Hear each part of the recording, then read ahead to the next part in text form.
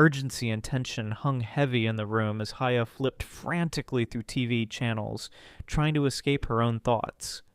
On screen, a PTA awareness warning flashed continuously, a reminder that unregistered Sims are a crime. But Haya's mind was elsewhere. When her mother walked in, exhausted, the heartbreaking truth was revealed. Iram's marriage proposal had been rejected. The excuse?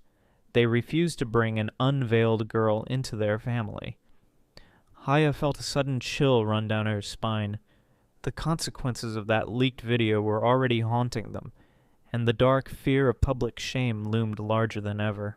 Staring at the PTA warning on the screen, a sudden spark ignited in Haya's mind. Unregistered SIMs, leaked videos, online harassment.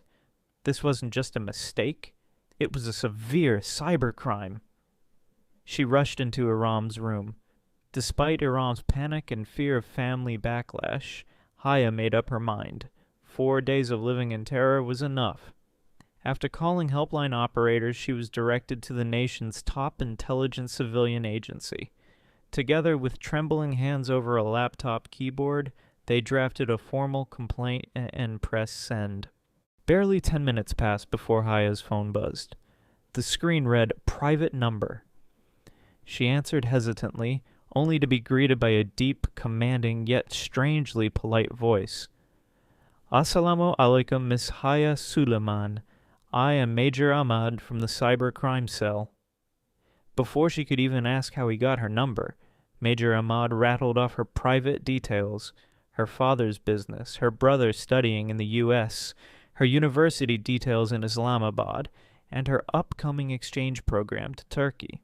He promised to erase the video from the web and retrieve all physical copies, but on one condition.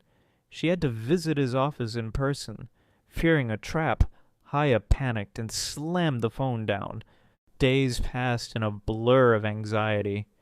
Returning from the passport office on a foggy, traffic-clogged evening in Rawalpindi, Haya rolled down her car window for air.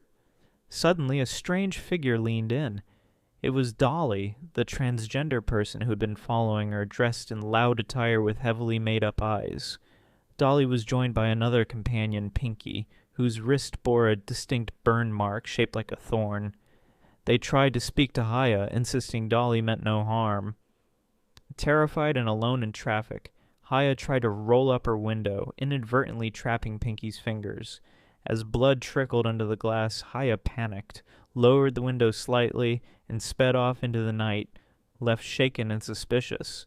That night, Haya's deepest fears manifested in a terrifying nightmare. She saw her father slapping her, her brother yelling, her whole family condemning her for the video, while her father's face grotesquely transformed into Dolly's. She woke up drenched in cold sweat, her heart hammering against her ribs. Right then, her phone rang. Private number.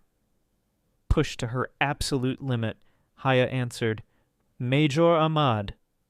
I am ready to come to your office." The next morning, an unmarked black Mercedes picked her up and drove her to an isolated safe house. Haya was seated in a stark, empty room facing a floor-to-ceiling frosted glass wall. On the other side sat a shadowy figure in uniform, his face partially obscured, but the right side clearly scarred or burned. A telephone rang on her desk. It was Major Ahmad. With a single click on his laptop, he removed her video permanently from the internet, but the conversation took an unsettling turn. He questioned her moral dilemmas about dancing at weddings, brought up Leaves of Paradise, Janet Kapate, and unexpectedly asked if she would marry him. Incensed, Haya revealed her childhood nikah to her cousin, Jihan Sikander, and stormed out, unaware of the red roses waiting for her in the car. Back home, the video was gone, but new trouble brewed.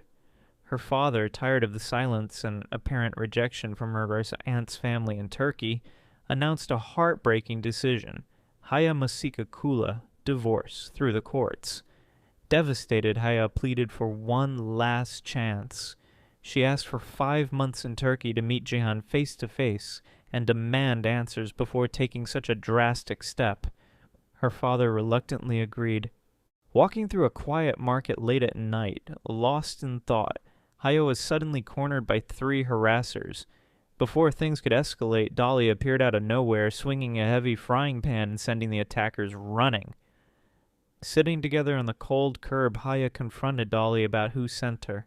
Dolly wept, swearing no one sent her and that she simply cared for Haya. As Haya spoke about going to Europe to find her husband, Dolly uttered a tragic prayer. May you never find him, Haya. May you return disappointed. As Haya walked away, she heard a voice reply. Not Dolly's, but a deep, unfamiliar male voice echoing in the dark. Haya turned around, but the platform was empty, leaving behind a lingering mystery that would follow her all the way to Turkey.